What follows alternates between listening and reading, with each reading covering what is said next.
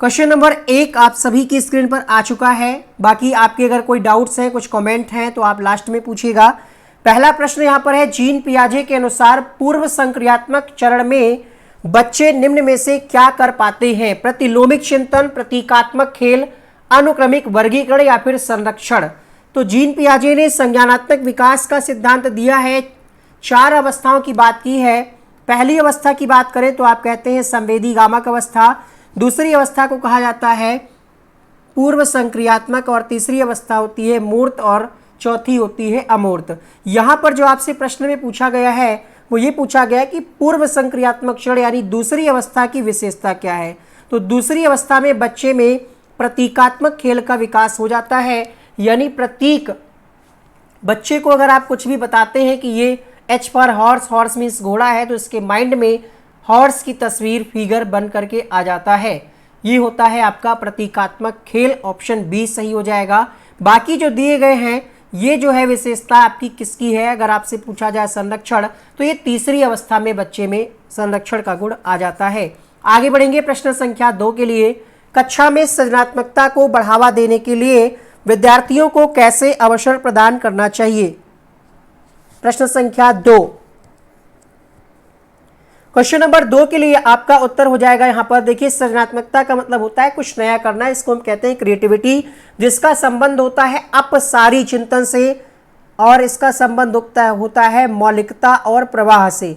यहां पर आपसे पूछ रहा है कि सृजनात्मकता को अगर बढ़ावा देना है तो क्या करेंगे हम? प्रश्न संख्या 2, पहला ऑप्शन है विशिष्ट उपलब्धि वर्ग में सम्मेलन के द्वारा, नहीं, मौलिक खोज और सोच को बढ़ाने के द्वारा, या फिर परीक्षा देने के बेहतर कौशल। यहां पर परीक्षा पर जोर दिया जा रहा है इसलिए विकल्प होगा नहीं। अभिसारी चिंतन का संबंध सृजनात्मकता से होता नहीं है। उत्तर होगा मौलिक खोज और सोच को बढ़ाने के अवसर प्रदान करके बच्चों में हम सृजनात्मकता को बढ़ा सकते हैं, इसलिए ऑप्शन नंबर 2 यहां पर करेक्ट होगा।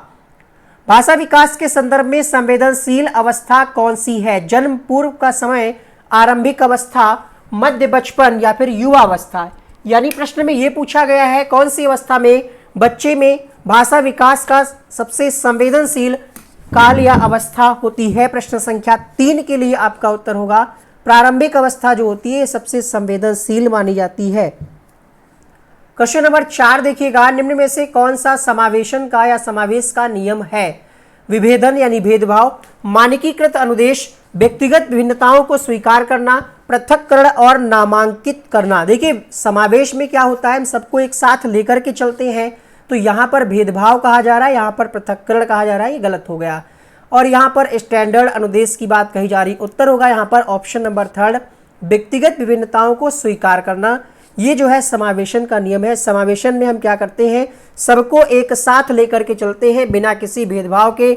लिंग, धर्म, जाति के आधार पर भेदभाव, किसी भी प्रकार का भेदभाव कक्षा में स्वीकार्य नहीं होता है। 5वां प्रश्न देखिएगा, क्वेश्चन नंबर 5, इनमें से कौन सा पूर्णतः आनुवांशिकी द्वारा पूर्व निर्धारित होता है? मित्रों का चयन, आंखों का रंग, शैक्षणिक सफलता या फिर शिक्षा में रुचि।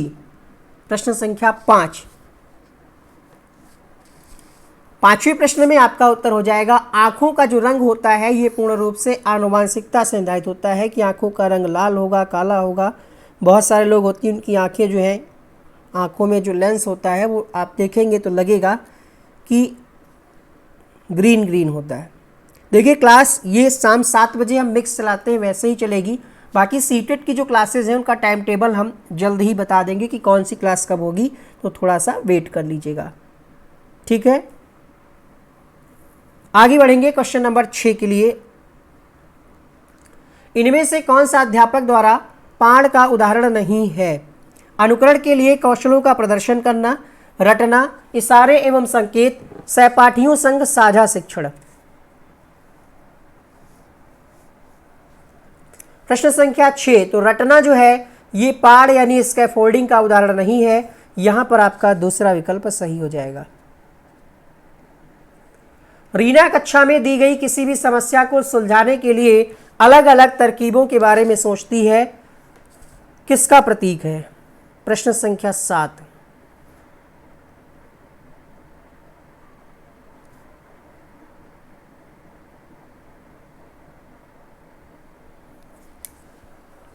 कह रहा है अलग अलग तरकीबों।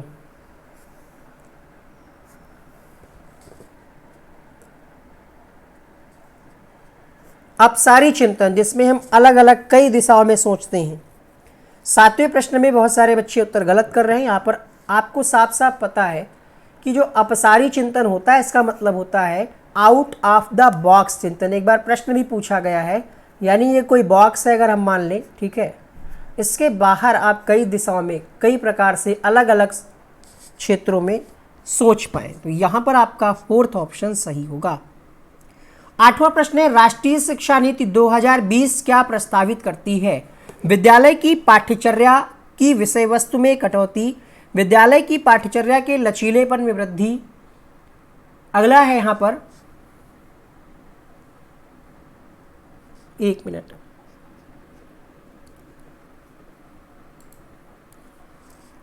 देखिएगा प्रश्न क्या कह रहा है।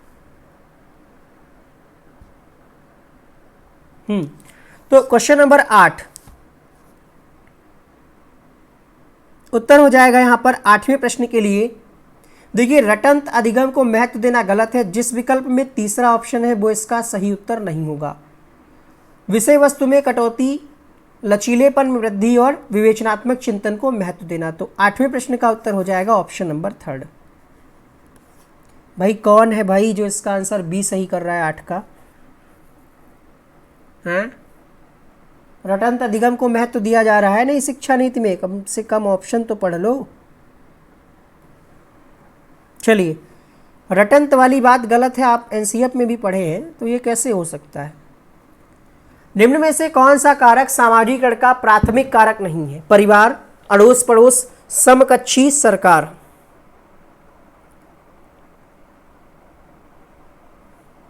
एक बार सभी लोग क्लास को लाइक कर दीजिएगा। क्वेश्चन नंबर 9 उत्तर होगा यहाँ पर सरकार जो है प्राथमिक नहीं है। वैसे सबसे फर्स्ट नंबर पे तो परिवार ही आता है, इसके बाद आस पड़ोस और समकक्षी आ जाते हैं, बट सरकार तो दूर दूर तक नहीं होता है प्राथमिक कारक में। अगला प्रश्न देखिएगा, राष्ट्रीय शिक्षा नीति 2020 यह प्रस्तावित रखती है कि यानी जो आपकी शिक्षा नीति है ये क्या प्रस्तावित करती है? प्रश्न संख्या 10 पहला है यहाँ पर ऑप्शन। अच्छा, कूट देखे नहीं, कोई बात नहीं, कूट जरूर देखिए वरना कूट दिया जाएगा। कहा जा रहा है एक तरह की भाषा में ही उपयोग होना चाहिए। यहाँ पर कहा जा रहा है हतोत्साहित किया जाना चाहिए, बिल्कुल भी बढ़ावा। ये तीनों क्या है? निगेटिव। हतोत्साहित करना, एक तरह की ही भाषा का प्रयोग करना और बिल्कुल बढ़ावा, तो तीनों निगेटिव हैं। सही हो जाएगा प्राथमिक कक्षाओं के बच्चों को उनके घर की या स्थानीय भाषाओं में पढ़ाया जाना चाहिए। राष्ट्रीय शिक्षा नीति 2020 के अनुसार अधिगम होना चाहिए प्रयोगात्मक, विषय वस्तु अभिमुखी, व्यवहारात्मक, पाठ्यपुस्तक केंद्रित। क्वेश्चन नंबर 11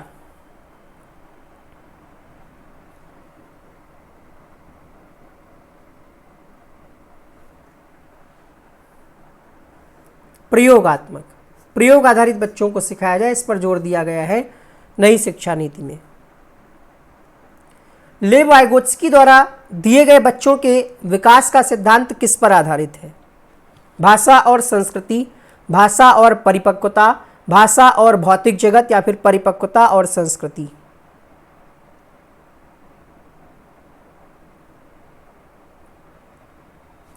बारहवें प्रश्न में आपका आंसर होगा भाषा और संस्कृति। इनके सिद्धांत का ही नाम है सामाजिक सांस्कृतिक भाषा विकास का सिद्धांत। समाज और संस्कृति की महत्वपूर्ण भूमिका पर जोर देते हैं ये लेव वाइगोत्स्की। 13वां प्रश्न है नीता सभी प्रकार के जानवरों, पौधे यानी पौधों, जंतुओं और खनिजों की पहचान और वर्गीकरण कर सकती है। हार्वर्ड गार्डनर के बुद्धि सिद्धांत के अनुसार कौन सी बुद्धि का प्रदर्शन कर रही है?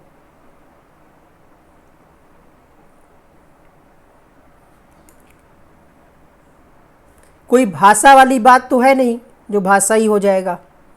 भाषाई बुद्धि उनमें पाई जाती जो कविता लिखते हैं, कहानी लिखते हैं। क्वेश्चन नंबर है 13 आपके सामने।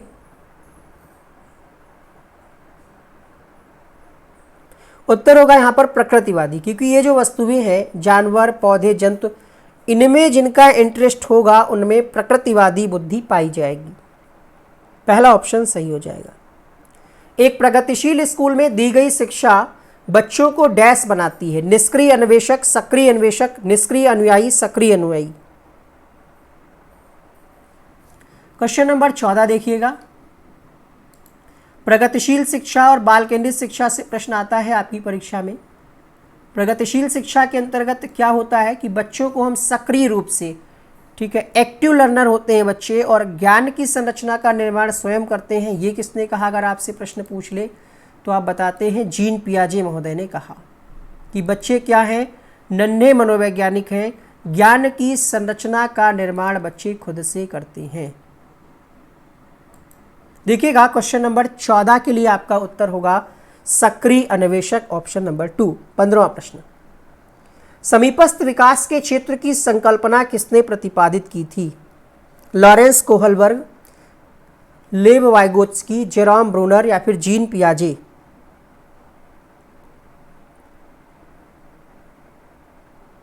पंद्रहवें प्रश्न में आपका उत्तर हो जाएगा लेव वाइगोत्स्की ने जेडपीडी का कॉन्सेप्ट दिया। जोन ऑफ प्रॉक्सिमल डेवलपमेंट हम कहते हैं समीपस्थ विकास का क्षेत्र। क्वेश्चन नंबर 16, जब बच्चे गलतियां करते हैं तो पहला ऑप्शन है उन्हें कक्षा में महत्व नहीं देना चाहिए, उन्हें कार्य को बार बार दोहराने के लिए कहना चाहिए जब तक कि वे गलती करना छोड़ ना दें, अलग खंड में बैठाना चाहिए, शिक्षक को बच्चे की सोचने समझने की प्रक्रिया को समझने के लिए उनके साथ चर्चा करनी चाहिए।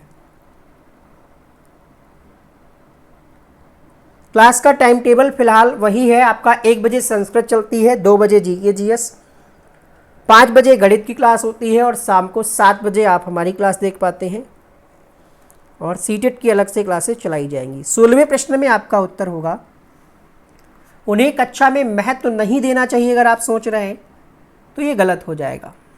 उत्तर होगा यहाँ पर चर्चा करनी चाहिए, यहाँ पर ऑप्शन नंबर 4 सही हो जाएगा।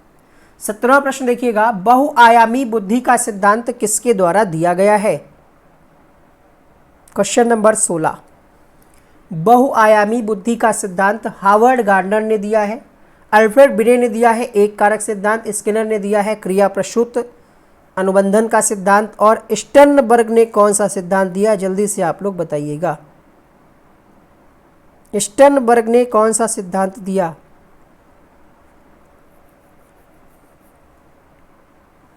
त्रितंत्र सिद्धांत। त्रिआयामी अलग है, त्रितंत्र अलग है। स्टर्नबर्ग ने त्रितंत्र का सिद्धांत दिया। क्वेश्चन नंबर 17, पियाजे के सिद्धांतों पर आधारित एक रचनावादी कक्षा में बच्चे किस तरह से सीखते हैं? अनुसरण करके, व्याख्या के द्वारा, पुरस्कार के लिए प्रयास से, स्वतः स्फूर्त गतिविधियों से।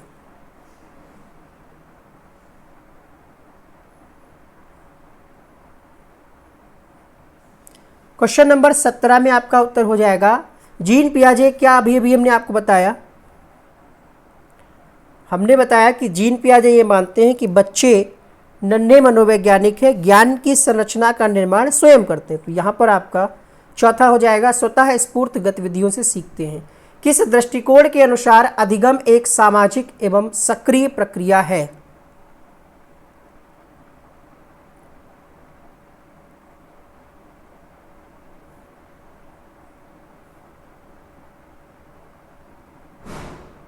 अठारहवें प्रश्न में आपका उत्तर हो जाएगा अधिगम एक सक्रिय एवं सामाजिक। व्यवहारवादी ऐसा नहीं मानते, ये तो व्यवहार पर जोर देते हैं। सामाजिक संरचनावादी, क्योंकि कहा जा रहा है सामाजिक प्रक्रिया है तो इसको नया नाम दे दिया गया सामाजिक संरचनावादी, ऑप्शन नंबर 1। निम्नलिखित में से कौन सा तीसरी कक्षा के विद्यार्थियों के स्तर के अनुकूल सूक्ष्म गतिक कौशल का उदाहरण है?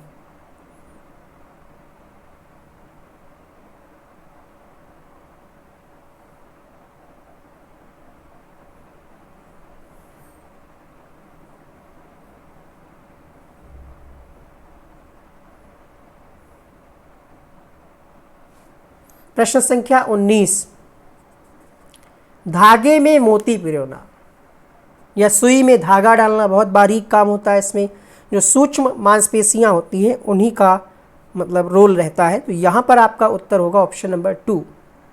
हार्वर्ड गार्डनर के अनुसार किसी अन्य व्यक्ति की मनोदशा, स्वभाव और प्रवृत्ति को समझकर प्रतिक्रिया देने की योग्यता को किस नाम से जाना जाता है?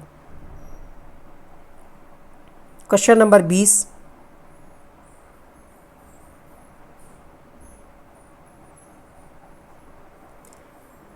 किसी अन्य व्यक्ति मतलब आप दूसरे व्यक्ति की लाइफ में एंटर कर रहे हैं, और जब हम दूसरे व्यक्ति की लाइफ में एंटर करते हैं तो इसको हम अंतर याद रखिएगा। इसको हमने ट्रिक के माध्यम से आपको समझाया था। एंटर मतलब हम दूसरे व्यक्ति की लाइफ में एंटर कर रहे हैं, एंटर मतलब अंतर, ऐसे याद रखिएगा, आप कंफ्यूज नहीं होंगे। अगला प्रश्न देखिए 20 के लिए तीसरा विकल्प, शैशवावस्था की मुख्य विशेषता क्या नहीं है?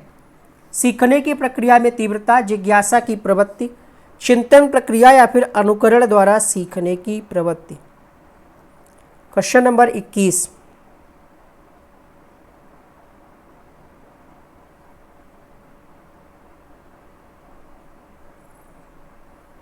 एक बार लाइक कर दीजिएगा, जो लोग नहीं किए हैं अभी तक वो जरूर करें, क्योंकि लाइक बहुत कम है। जितने लोग क्लास में देख रहे हैं उतने तो लाइक कर ही दिया करो।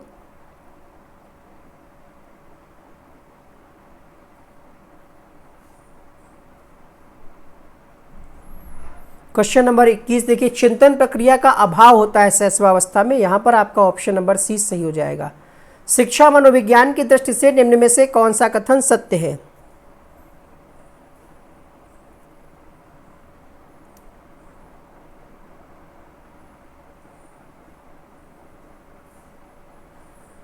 क्वेश्चन नंबर 22 आंसर हो जाएगा यहां पर, बच्चे अपने ज्ञान का सृजन स्वयं करते हैं। अगला प्रश्न है, शैशवावस्था में बच्चों के क्रियाकलाप डैश होते हैं?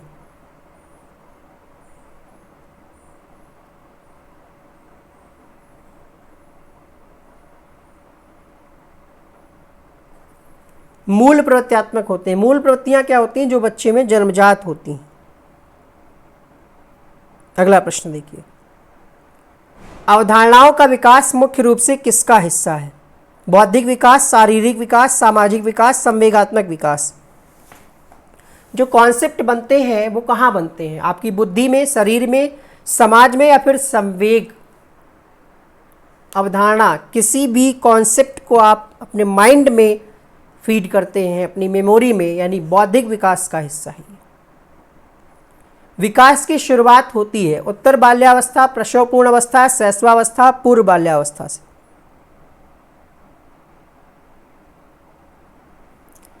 तो विकास की शुरुआत हो जाती है प्रसवपूर्ण अवस्था से, अर्थात यहां पर आपका बी ऑप्शन सही हो जाएगा। थर्स्टन तथा लिकर्ट निम्न में से किसके मापन से संबंधित है?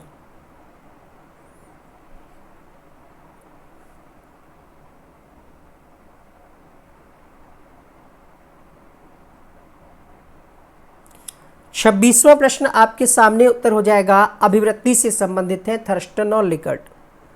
अमूर्त वैज्ञानिक चिंतन के लिए क्षमता का विकास निम्नलिखित में से किसकी एक विशेषता है? अमूर्त वैज्ञानिक चिंतन, जो चीज़ें सामने ना हो उसके बारे में भी आप अगर चिंतन कर पा रहे हैं तो ये विशेषता है औपचारिक संक्रियात्मक की, जिसको हम कहते हैं 11 से 15-16 वर्ष।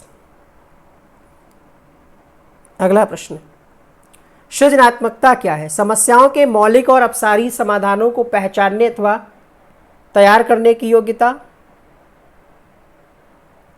सृजनात्मकता 200 से ऊपर की बुद्धिलब्धि से सर्वाधिक बेहतर ढंग से परिभाषित होती है।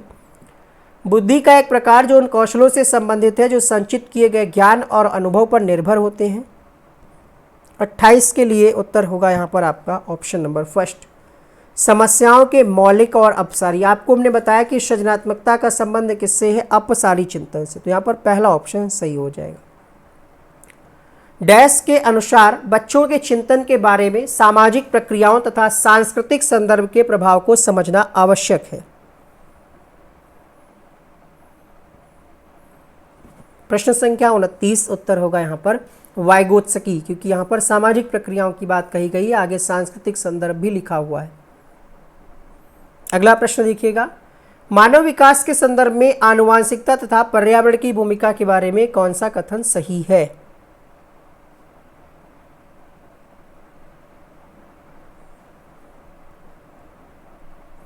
क्वेश्चन नंबर 30 उत्तर होगा यहाँ पर आपका, आनुवांशिकता एवं पर्यावरण दोनों एक जटिल पारस्परिक क्रिया के रूप में मानव विकास को प्रभावित करते हैं।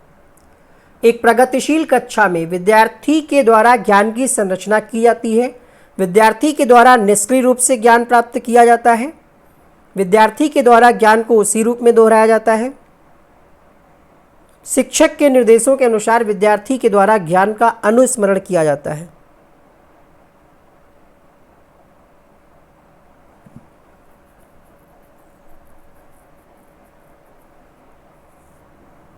क्वेश्चन नंबर 31,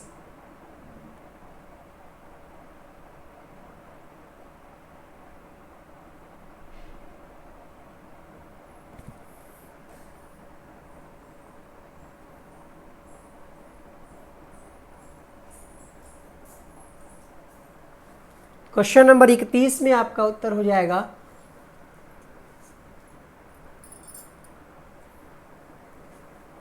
निष्क्रिय वाला हटा दीजिएगा। 31 में आपका उत्तर होगा विद्यार्थी के द्वारा ज्ञान की संरचना की जाती है। अधिगम है।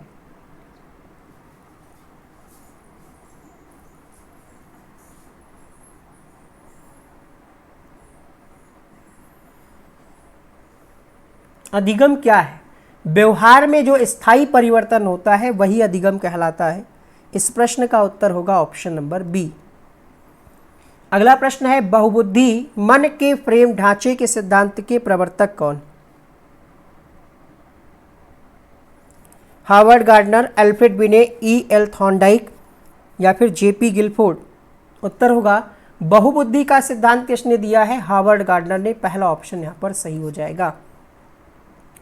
विकास के संबंध में निम्नलिखित में से कौन सा सार्थक तथ्य है?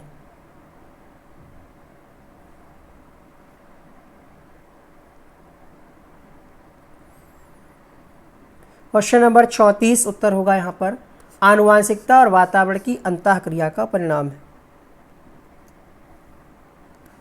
35वां प्रश्न, पियाजे के अनुसार संज्ञानात्मक विकास के किस चरण पर बच्चा वस्तु स्थायित्व को प्रदर्शित करता है?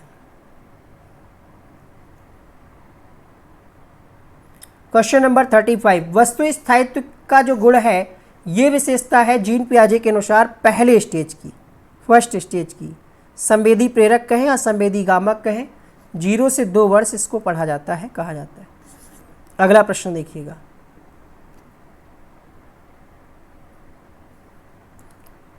सीखने की प्रक्रिया में शिक्षक की भूमिका होनी चाहिए। सुगमकर्ता, अनुदेशनकर्ता, प्रशिक्षक, नियंत्रणकर्ता?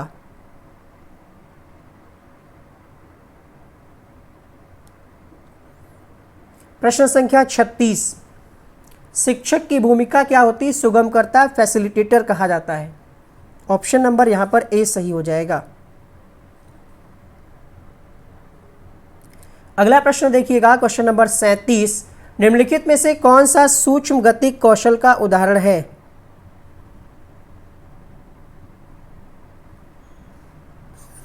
उत्तर होगा क्वेश्चन नंबर 37 के लिए लिखना। अगला प्रश्न, एक शिक्षिका अपने आप कभी भी प्रश्नों के उत्तर नहीं देती, वह अपने विद्यार्थियों को उत्तर देने के लिए समूह चर्चाएं, सहयोगात्मक अधिगम अपनाने के लिए प्रोत्साहित करती है। यह उपागम कौन सा है?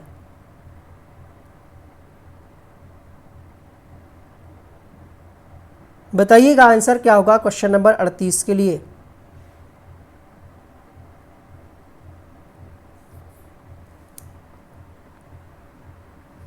अपने आप उत्तर नहीं देती, वो चाहती है कि बच्चे आंसर करें, बच्चे एक्टिवेट रहें, एक्टिव लर्निंग हो, तो यहाँ पर सक्रिय भागीदारी उत्तर होगा। एक बालक की मानसिक आयु 8 वर्ष, शारीरिक आयु 8 वर्ष, बुद्धिलब्धांक कितना होगा?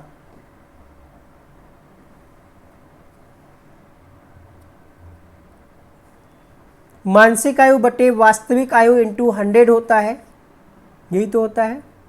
8 8 कट गया, बचा 100। 39 के लिए बी ऑप्शन। अगला प्रश्न देखिएगा,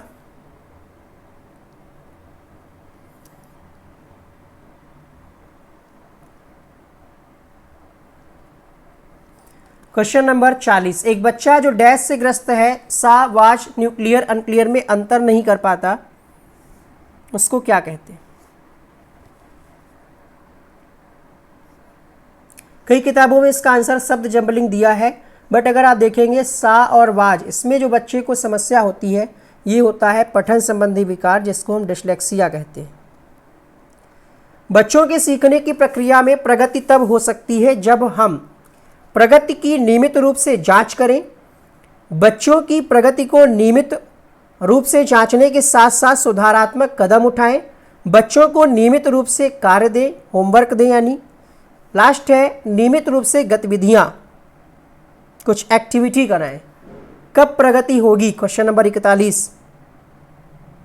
9 क्वेश्चन और है, फटाफट से आंसर करिएगा। उत्तर होगा यहाँ पर जब हम जांच तो करें लेकिन कमी होने पर उसमें सुधारात्मक कदम भी उठाएं। तो यहाँ पर 41 के लिए बी हो जाएगा। कुछ लोग क्या है ऑप्शन नहीं पढ़ रहे हैं और उत्तर करते हैं कि डी बता रहे हैं। यहाँ पर बिना पढ़े कुछ लोग डी बताया जा रहे हैं, बाकी ऑप्शंस को पढ़ लीजिए। कोहलबर्ग के अनुसार शिक्षक बच्चों में नैतिक मूल्यों का विकास कैसे कर सकता है?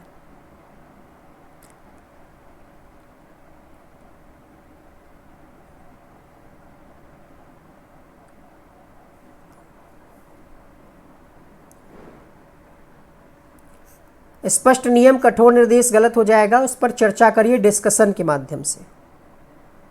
ऑप्शन यहां पर सही हो जाएगा ए। अगला प्रश्न है आउटलाइन साइकोलॉजी किसकी पुस्तक है?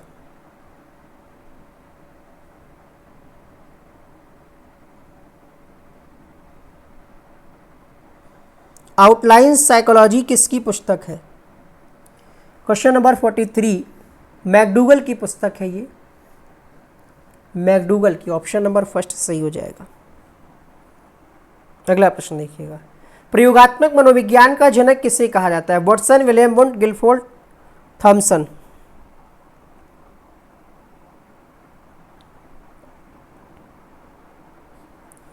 वाटसन को व्यवहारवाद का जनक कहा जाता है और विलियम वुंड को प्रयोगात्मक मनोविज्ञान का जनक, क्योंकि इन्होंने सबसे पहले 1879 में प्रयोगशाला बनाई थी जर्मनी के लिपजिंग शहर में। अगला प्रश्न, मनोविज्ञान को आत्मा का विज्ञान कहने वालों से संबंधित नहीं है। इंपॉर्टेंट प्रश्न है, खासकर सुपर टेट और यूपी टेट के परीक्षार्थियों के लिए।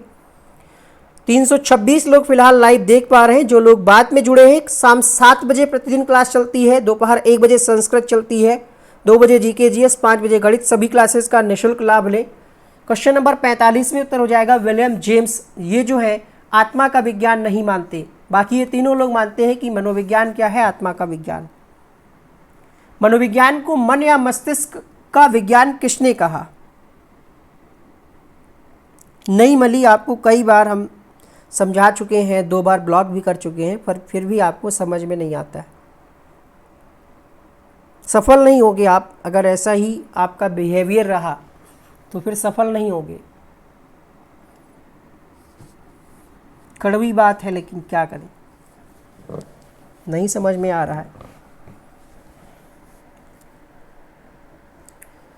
क्वेश्चन नंबर 46 उत्तर हो जाएगा पोम्पोनोजी। ऑप्शन नंबर फर्स्ट, मन या मस्तिष्क का विज्ञान मनोविज्ञान को कहा किसने? पोम्पोनोजी ने। अगला प्रश्न है विलियम वुंड ने 1879 में प्रथम मनोवैज्ञानिक प्रयोगशाला कहाँ स्थापित की? इस प्रश्न का उत्तर आप सभी लोग कमेंट बॉक्स में लिखिएगा। अभी भी हमने बताया अधिगम के व्यवहार सिद्धांत के प्रतिपादक कौन है? कर्ट लेविन, बैंडूरा, जीन पियाजे, क्लार्क हल।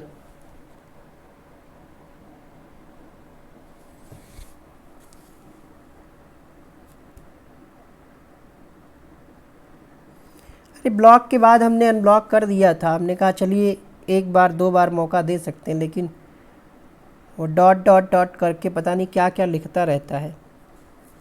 क्वेश्चन नंबर 48 उत्तर हो जाएगा क्लार्क हल ने दिया है अधिगम के व्यवहार का सिद्धांत। यहाँ पर आपका ऑप्शन नंबर डी सही हो जाएगा। क्वेश्चन नंबर 49 अधिगम की सफलता का मुख्य आधार माना जाता है?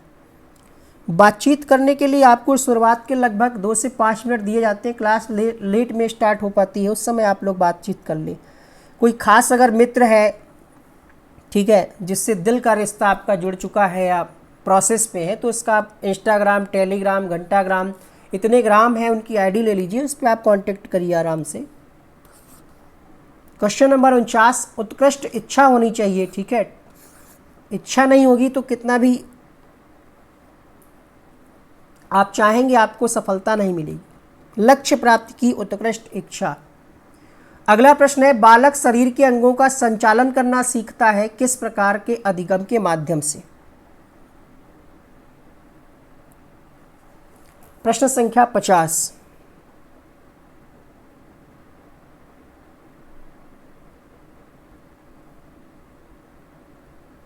क्वेश्चन नंबर 50 में उत्तर हो जाएगा। देखिए, अंगों का संचालन जो है ये आता है गत्यात्मक विकास में। ये कोई समस्या का समाधान नहीं है, ये गत्यात्मक विकास है, मांसपेशियों का विकास है। तो यहाँ पर आपके 50 प्रश्न कंप्लीट होते हैं। ईमानदारी से कमेंट में लिखिएगा कि 50 में आपका क्या स्कोर रहा।